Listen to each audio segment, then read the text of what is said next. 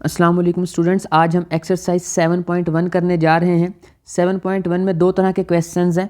एक में तो सोल्व करना है, एक्स की वैल्यू फाइंड करनी है। वो एलसीएम टाइप के क्वेश्चंस हैं। दो तीन तरीके हैं उसके, जो मुझे सबसे आसान लगता है मैं उससे करवाता हूँ हमेशा ही क्वेश्चन। और एक और क्वेश्चन है, उनमें हमने कभी स्क्वायर लेना होगा, कभी क्यूब लेना होगा, और फिर उनकी कटिंग करके उधर भी एक्स की वैल्यू ही फाइंड करनी होगी। ये इस तरह के क्वेश्चन, ये वाले सारे में तो मैंने सारे करवाए हुए हैं, कंप्लीट एक्सरसाइज करवाई है। तो आप इस एक्सरसाइज को ध्यान से समझें। और इसमें से हर साल एक शॉर्ट लाजमी आता है। तो कभी कभी तो दो आते हैं, पर एक एमसीक्यूज़ और एक शॉर्ट लाजमी आता है। तो आप ट्राई करें कि इस एक्सरसाइज को अच्छे से समझें। तो बच्चों, ये क्वेश्चन दिया हुआ है, अब इसको हमने करना है सोल्व। एक्स की वैल्यूज़ निकालनी है। तो इस वाले मेथड में सबसे पहले हमने किसी भी तरीके से ना इन चीज़ों को जो नीचे हैं, डिनोमिनेटर है ना, इनको ख़त्म करना है। अगर ये ख़त्म हो जाती हैं तो बाकी तो हमें पता है, ऊपर वाली वैल्यूज़ को एक्स को एक तरफ कर लो, कांस्टेंट या विदाउट एक्स वाली वैल्यूज़ को दूसरी तरफ कर लो, और सोल्व करना आसान हो जाएगा। तो इसमें जो हमारे पास एक मुश्किल है वो सिर्फ ये है कि जो नीचे वैल्यूज़ है ना, इनको किसी तरह से कैंसिल किया जाए। तो इनको कैंसिल करने के लिए या इनको ख़त्म करने के लिए हमारे पास एक बड़ा अच्छा मेथड होता है, और वो ये होता है कि हम इनके एलसीएम्स लेते हैं। जो भी आता है एलसीएम एक ही आएगा ओब्वियसली। इन सब वैल्यूज़ को मिला के ऐसे इनका एलसीएम लेते हैं। इसका 6 ही आना है, और जो इसका एलसीएम आ जाता है उससे हम सारी वैल्यूज़ को बारी बारी से मल्टीप्लाई कर देते हैं। ठीक है, ये बच्चों क्वेश्चन है हमारे पास। अब हमारा एलसीएम कितना आया? 6 आया। तो मैंने देखें, ये 6 से इसको भी मल्टीप्लाई किया, इसको भी मल्टीप्लाई किया, इसको भी मल्टीप्लाई किया, इसको भी मल्टीप्लाई किया। अब आपने डिफरेंशिएट करना सीख लेना है कि टोटल टर्म्स कितनी है। ये जो साइन होता है ना, ये बताता है, ये डिफरेंशिएट करता है दो टर्म्स को। तो ये एक साइन है ना, ये इसने दो टर्म्स को डिफरेंशिएट किया, मतलब अलग अलग कर दिया। एक ये वाली और एक ये वाली, दो तो यहाँ से होगी और दो यहाँ हो गई। तो टोटल कितनी टर्म्स हो गई हैं? 4। तो 4 टर्म्स के साथ अलग अलग हमने 6 को मल्टीप्लाई करा दिया। अब क्या होना है जी, ये और ये हो गए कैंसिल। यहाँ से कितना बचा? 2। ये जब 2 इस 2 से मल्टीप्लाई होगा तो 2 टू द 4x, वो मैंने नीचे लिखा। जब इस वाले केस में हम आएंगे तो यहाँ बचेगा 3। ये माइनस का साइन ऐसे आया, जब 3 इस x से मल्टीप्लाई होगा तो बन जाएगा 3x। ये 6x ही रहा, और ये 6 और ये 6 कैंसिल होकर 1 बचा। अब हमारे पास ये जो क्वेश्चन है बड़ा सिंपल फॉर्म में आ गया है। अब बड़ा आसान है, एक्स को एक तरफ करो, विदाउट एक्स वाली वैल्यूज़ को दूसरी तरफ करो, तो हमारे पास आंसर आ जाएगा। देखें, इस 4x में से जब हमने -3x किए तो अकेला प्लस का x बचा। उसके बाद ये जो 6 है वो उधर प्लस का है, इधर आके माइनस का बन जाएगा। और ये जो बाकी सारे में देखें, सिर्फ एक ही कांस्टेंट था, वो 1 था, उसको मैंने उधर ही रहने दिया। इन दोनों को जब मैंने माइनस किया ना, तो हमारे पास -5x बचा, इज इक्वल टू 1 है। तो -5 इधर क्या हो रहा है? मल्टीप्लाई, उधर जाके उसके साथ हो जाना है डिवाइड इसने, और यही मैंने अगले स्टेप में किया भी है कि ये -1/5 इसका आंसर आ जाएगा। नेक्स्ट वाले क्वेश्चन में अगर हम गौर से देखें तो बेशक अलजेब्रा वाली वैल्यूज़ हैं, बट हमारे पास नीचे जो चीज़ें हैं वो 2 और 3 ही है। 2 और 3 जो है बेसिकली वो एलसीएम उनका 6 ही आना है, हम पहले ले चुके हैं। अच्छा बच्चों, एक चीज़ और याद रखें, अगर आपको एलसीएम लेने में या एलसीएम की तरह से सोल्व करने में थोड़ा मसला है ना, तो मैंने इस पर एक अलग से लेक्चर दिया हुआ है। एलसीएम करके आप लिखें यूट्यूब पे, एलसीएम बाय सर अरबाब, तो वो आ जाएगा, आप वो देख लें। एलसीएम वाले तो आपके सारे मसले ख़त्म हो जाएंगे। वैसे इसमें मैंने प्रॉपर एलसीएम नहीं किया है, जो मेथड होता है, मैंने इसमें एलसीएम से मल्टीप्लाई करके कटिंग करवा ली है और फिर आगे मल्टीप्लाई करके सोल्व कर लिया। मुझे ये आसान लगता है, आई होप कि आपको भी आसान ही लगेगा। खैर, इसके क्वेश्चन के जो है नेक्स्ट पार्ट पर मूव करते हैं। 3 1 3, 3 2 6। तो मैंने यहाँ पे 2 लिखा, और जो ये चीज़ थी इसको ब्रैकेट में डाल के यहाँ नीचे लिख दिया है। इसी तरह इसमें क्या है, यहाँ 3 बनता था, बाकी वैल्यू को ब्रैकेट में डाल के लिख दिया, इनको मैंने मल्टीप्लाई कर दिया, वो -6 ही बनना था, उसमें कोई मुश्किल बात थी नहीं। नेक्स्ट जब हम इसको सोल्व करेंगे बच्चों, तो हमारे पास ये मल्टीप्लाई हो जाएंगे। देखें, ये इससे मल्टीप्लाई हुआ, ये क्या बनेगा? 2x। 3 जो मल्टीप्लाई होगा माइनस का तो -6 बनेगा। ये जो -3 से मल्टीप्लाई होगा तो -3x बनेगा, जब इससे मल्टीप्लाई होगा तो +6 बनेगा। हमें नजर आ रहा है ये हो गया कैंसिल। ठीक है, तो पीछे क्या बच गया? इस 3x में से 2x निकाल दो तो माइनस का x बच गया। तो अब इक्वल आ गया माइनस का x माइनस के 6 के, माइनस माइनस कैंसिल हो गया, तो हमारे पास क्या आंसर आ गया? x = 6। नेक्स्ट क्वेश्चन जो हमारे पास होगा बच्चों वो ये है। इसमें अब हमारे पास नीचे क्या क्या चीज़ें हैं, ये देखें, इधर 2 है, इधर 6 है, इधर 3 है, इधर 6 है, फिर 3 है, फिर जो है वो 2 है। अब हमारे पास इन सब को पहले थोड़ा सा सोल्व कर लेते हैं। इन सब को ना प्लस माइनस के फॉर्म में ले आएँ। प्लस माइनस की फॉर्म में लाने के बाद एलसीएम से मल्टीप्लाई कराना होता है, ये याद रखिएगा। तो मैंने पहले 1/2 से इसको भी मल्टीप्लाई कराया और इसको भी मल्टीप्लाई कराया, ये होते थे, तो ये बन गया 1/2x और वो बन गया 1/12 माइनस का। और इस तरह से इस 3 से इसको मल्टीप्लाई कराया तो ये बन गया 1/6, और जब इसको मल्टीप्लाई कराया तो नीचे से 3 उससे कैंसिल हो गया, अकेला माइनस का x बच गया। बच्चों, जब हम इसको मल्टीप्लाई कर रहे होते हैं, अगर कुछ चीज़ कैंसिल ना हो तो ऊपर वाली वैल्यू ऊपर वाले से मल्टीप्लाई हो जाती है, नीचे वाली से मल्टीप्लाई हो जाती है। इसी तरह से इस केस में ऊपर वाले से मल्टीप्लाई हो जाएगी, नीचे वाली से मल्टीप्लाई हो जाएगी। अगर कटिंग होती है तो कटिंग करने के बाद ये काम करते हैं, ऊपर वाले को मल्टीप्लाई कर दें जो चीज़ें बच गई हैं, और नीचे जो चीज़ें बच गई हैं उनको मल्टीप्लाई कर दें। खैर, अब हमारे पास ये 6 वैल्यूज़ आ गई हैं। देखें, ये 2 साइन है ना, तो इनके एक दरमियान में ये वैल्यू बचती है, इसको टर्म बोलते हैं कि ये वाली टर्म है, एक ये वाली टर्म है, 3 ये हैं और 3 टर्म्स ये हैं, ठीक है। जितने साइन हो ना उनसे एक ज़्यादा टर्म्स होती हैं। खैर प्लस माइनस की बात कर रहा हूँ मैं। आगे चलते हैं बच्चों। अब हमारे पास इन 6 को किससे मल्टीप्लाई करना है बच्चों? इन सब का आप एलसीएम ले लें, जितनी चीज़ें नीचे हैं ना इन सब का एलसीएम 12 आना है, तो मैंने सब को 12 से मल्टीप्लाई कर दिया है आपके सामने। नेक्स्ट हमने क्या करना है जी, 12 से मल्टीप्लाई करने के बाद कटिंग होने शुरू हो गई। ये इससे कटिंग हुई ना जब इसकी, तो 6 बचा, जो इस x से मल्टीप्लाई हुआ तो 6x बन गया। नेक्स्ट वाले में 12 और 12 कटिंग हो गई, 1 बच गया माइनस का, ये वाला। नेक्स्ट 4 3 मतलब कटिंग हो गई, 3 को 4 से मल्टीप्लाई करेंगे तो 12, 4 इस जब 2 से मल्टीप्लाई होगा तो क्या बनाएगा 8, वो मैंने नीचे लिख दिया हुआ है यहाँ पे देखें। ओके नेक्स्ट वाले केस में 6 1 6, 6 2 12, 2 5 10, नीचे मैंने लिख दिया 10, 6 2 12, 2 1 से मल्टीप्लाई होगा तो 2 1 2, नीचे लिख दिया मैंने, और ये दोनों आपस में मल्टीप्लाई हो गए, इनमें कुछ कट नहीं हो रहा था, कुछ कैंसिल नहीं हो रहा था, तो -12x। नेक्स्ट हमने क्या करना है जी, x वाली वैल्यूज एक तरफ, विदाउट x वाली एक तरफ। ये माइनस के इधर 12x था, इधर आके प्लस का 12x हो गया, 6x इधर था वो इधर ही रहा तो उसके पास आ गया बस, ताकि x सोल्व हो सके। ये दोनों सोल्व हुए तो बनता है प्लस का 7, उधर जाके वो बन गया माइनस का 7। ये 10 मैंने नीचे ऐसे उतार लिया, ये 2 मैंने नीचे ऐसे ही उतार लिया। अब इनको करते हैं जी सोल्व। जब इनको हमने सोल्व किया तो हमें पता चला कि ये तो बनता है 18x, और इनको जब सोल्व करते हैं हम तो 12 में से ये जो है 7 निकालेंगे तो बनेगा 5, यहाँ पे वो मैंने लिख दिया है। ओके नेक्स्ट अब हमारे पास जो है ना इधर 18 मल्टीप्लाई हो रहा है, उधर जाके डिवाइड हो जाएगा तो 5/18 आंसर आ जाएगा।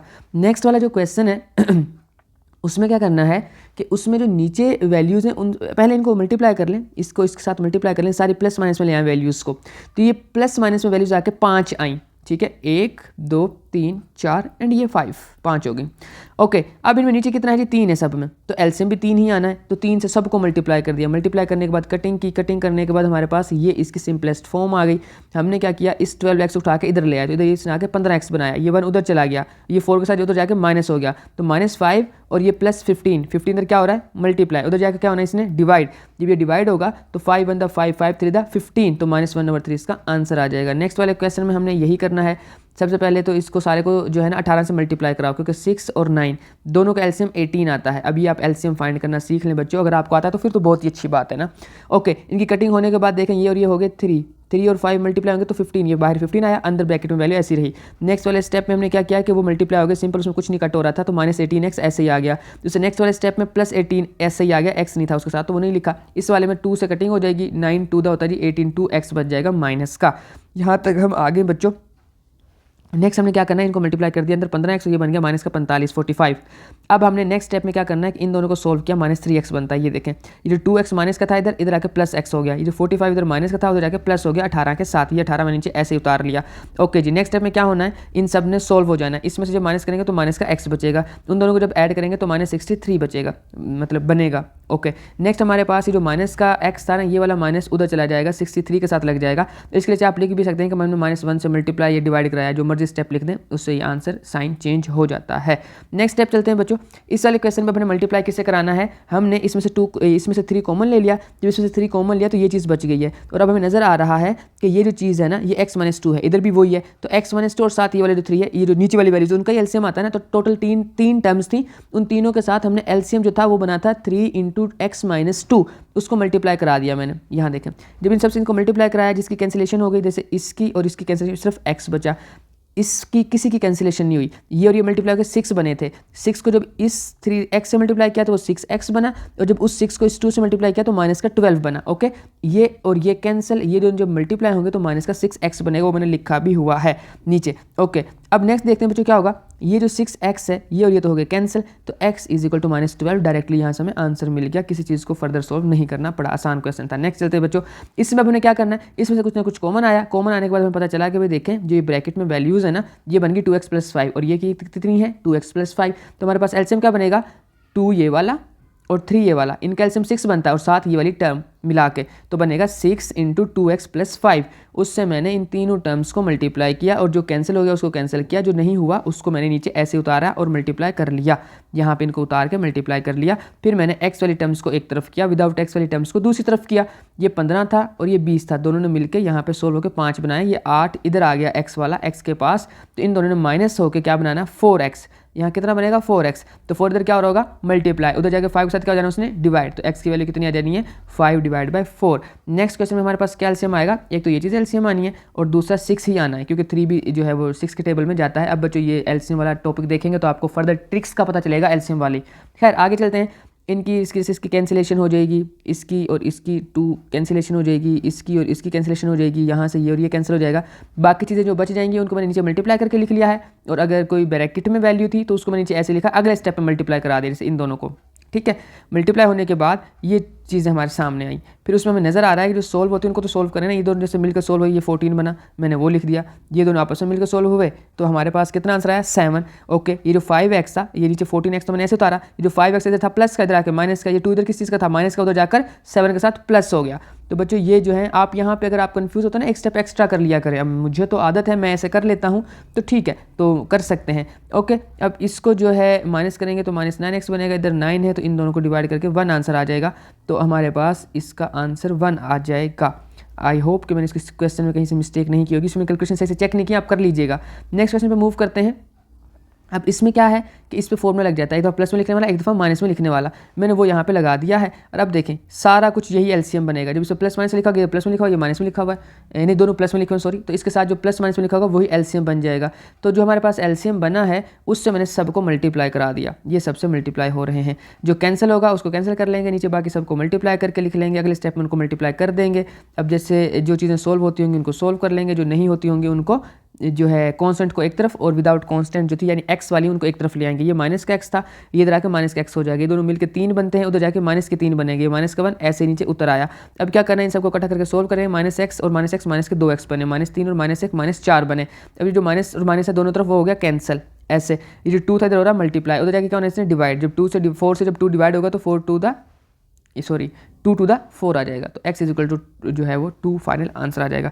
नेक्स्ट वाला जो 10 वाला क्वेश्चन है उसमें क्या करना है बच्चों, इसमें से कुछ ना कुछ कॉमन आता है, इसमें से कुछ ना कुछ कॉमन आता है, कॉमन आने के बाद ब्रैकेट में वैल्यू सेम बच जाती हैं जो कि x+2 तो इसको और इसको मिला के जब हम एलसीएम लेंगे वो 6 ही बनना है, तो हमारे पास 6 आ गया जी एलसीएम, और 6 एलसीएम आने के बाद हमने सब वैल्यूज़ को मल्टीप्लाई करा दिया उससे 6 × x+2 से।